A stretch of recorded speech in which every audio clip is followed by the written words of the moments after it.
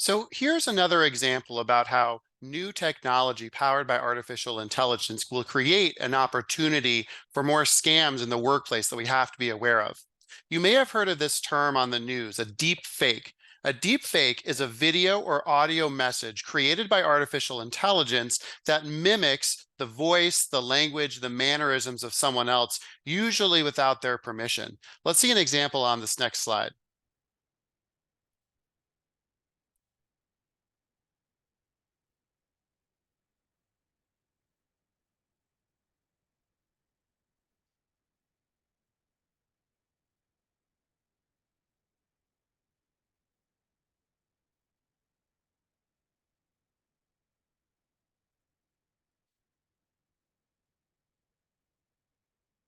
So there's an example of what we mean when we talk about a deep fake. Now, of course, I did this for myself, so I gave permission, but I used a tool that was freely available to anyone in the world to make this video of myself. Now, as you can see, it looks pretty good. That's certainly my face. That's me here with the same background.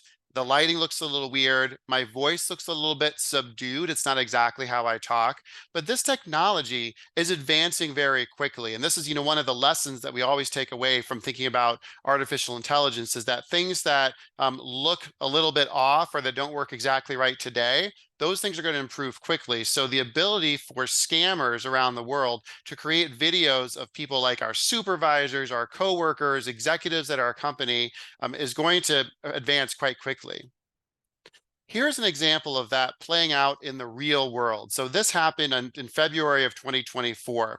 A finance worker was tricked into a Zoom call with what turned out to be a deep fake of the company's chief financial officer. So these were scammers that were able to use artificial intelligence technology to create a live video that was actually talking with this finance worker.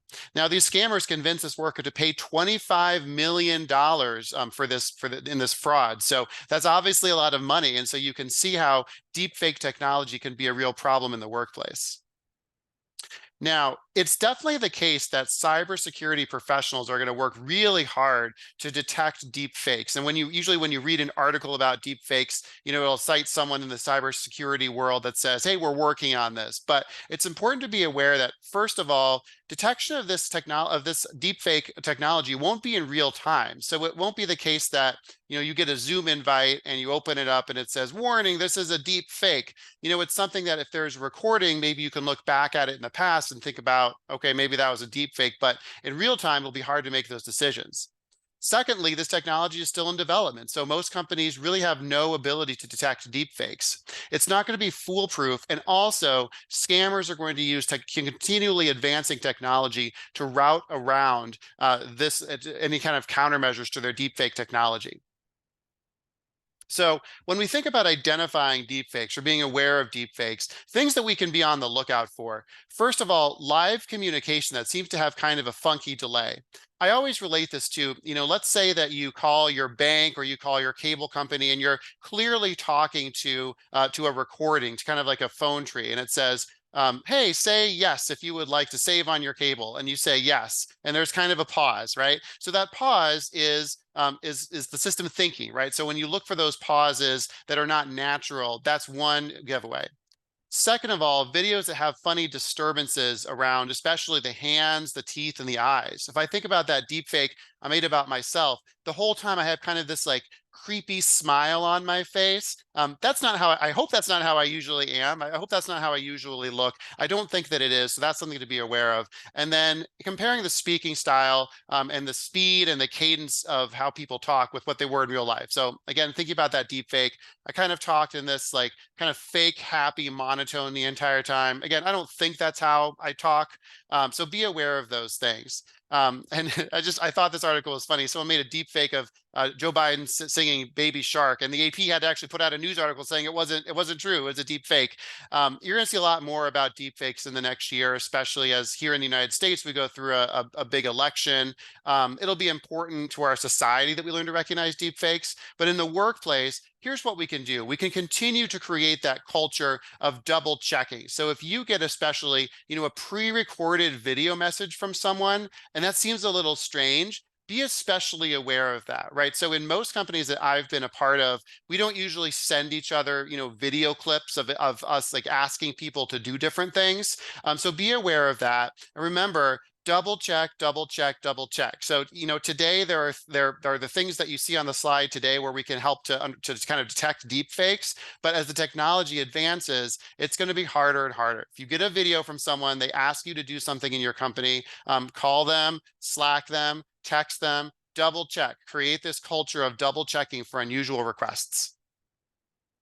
Now, the other thing that we always do is we always report when we think we've been the victim or the potential victim of some sort of deep fake technology. Again, we're creating this culture where it's okay to call our manager and say, hey, did you really ask me to do that? It's okay to call, someone who's on our team and say, did you really send me that message? Was that really you? So create that culture.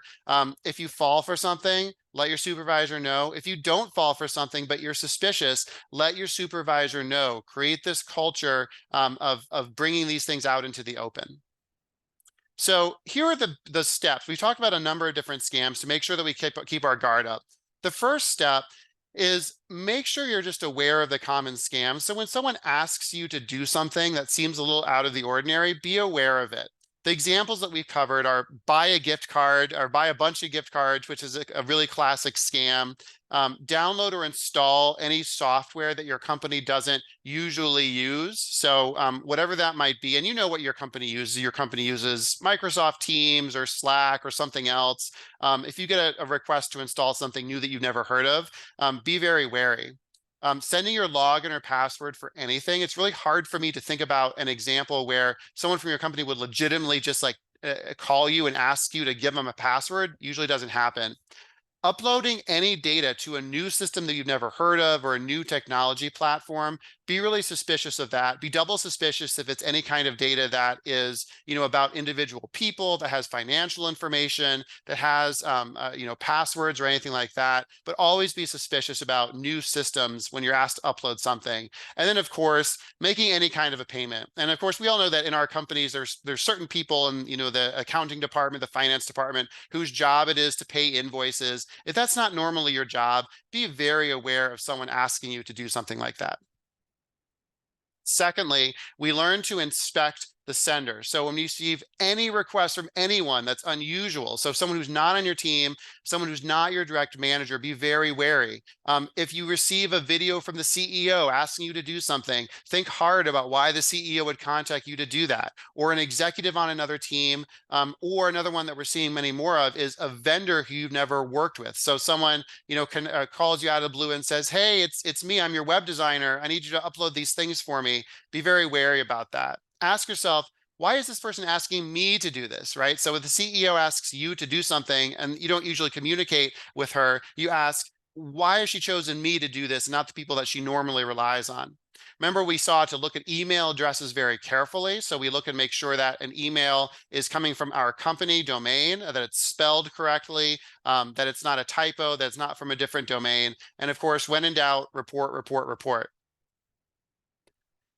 Step 3 is to be cautious of audio and video. So ask why, again, someone who's never interacted with you, if they're asking for a Zoom meeting or a live video meeting, think about why. Ask why. Ask your manager why that's the case.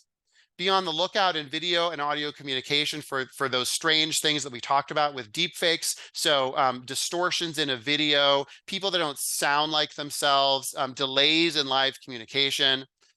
Again, ask your manager why you're getting this communication. And when in doubt, we always report, we always double check. Finally, we've gone over this so many times, but it really bears repeating. We're creating in the AI age a culture of double checking to avoid this kind of scams. It's always better to confirm. So think about, it takes you 1 minute to ask your supervisor to confirm something that he or she has asked you to do. Take that time, for the supervisors, for the managers who are listening to this. Let's build this culture where it's okay to ask someone to double check.